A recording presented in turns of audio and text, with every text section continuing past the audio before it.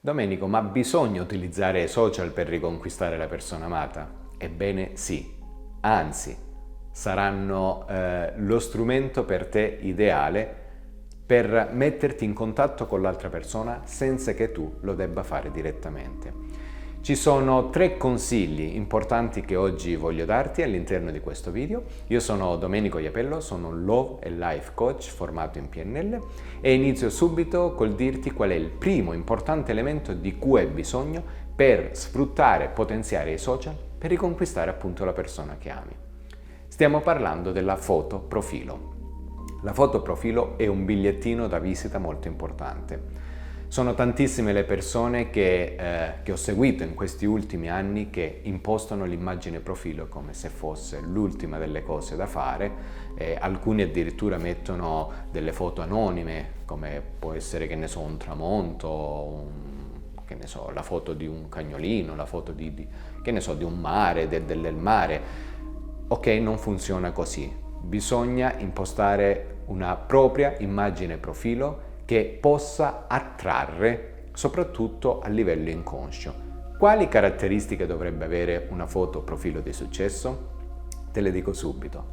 Sensuale, elegante, sorridente, nitida e in bianco e nero.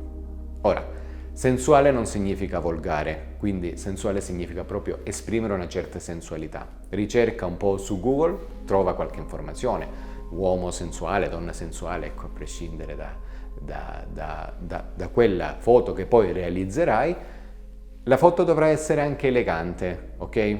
Elegante non significa smoking o vestito con lo strascico, sorridente, quindi una foto alquanto sorridente, nitida, quindi non deve essere una foto sfocata o scattata con che ne so, magari con un cellulare di 20 anni fa, piuttosto ormai un po' tutti oggi siamo attrezzati di smartphone di ultima generazione, scusami, quindi la foto dovrà essere molto nitida, con una bella luce soprattutto, e poi infine in bianco e nero, perché il bianco e nero attira alcuni recettori mentali che per te saranno molto utili. Non starò qui a dilungarmi per spiegarti il perché di questa cosa, fidati di quello che ti sto dicendo. Quindi il primo lavoro che ti invito a fare è quello di scattare tante foto con una posizione che sia sensuale, elegante, sorridente, eccetera, eccetera, e quando avrai trovato la foto giusta, avrai identificato quella ideale, poi se ti va possiamo anche vederla insieme, puoi impostarla come immagine profilo di WhatsApp, di Instagram, di Facebook, ok? Ora prepariamoci per il secondo punto. Nel secondo elemento ti dico cosa evitare, perché evitando queste cose aumenterai le probabilità di ritorno.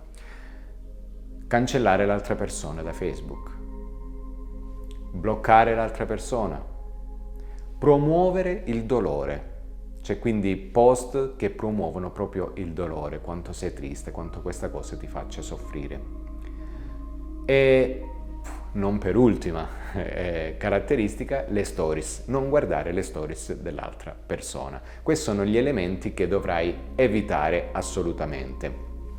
Ora, ci sono tutta una serie di stories, stati e post strategici che puoi fare. Io ne parlo in modo accurato, in modo dettagliato, proprio indicandoti cosa scrivere, quando farlo e come farlo, in questo corso che puoi trovare proprio cliccando qui sopra, dove ti sto indicando, e potrai vedere un'anteprima di questo corso e potrai tuffarti in questo mondo dei social che sfrutterai nel migliore dei modi per riconquistare la persona amata, senza che l'altra persona se ne accorga. Ultimo elemento di cui ti parlerò oggi è la comunicazione. Bada a come parli, perché quello che porti lì fuori sui social diventa lo specchio di quello che stai vivendo. Quindi ti consiglio un massimo di 2 post a settimana e 2 stories o stati a settimana, strategici, come ti dicevo nel punto precedente, e soprattutto con una comunicazione attrattiva. Attrattiva e insinuata, perché noi la gelosia dobbiamo insinuarla, non dobbiamo renderla evidente.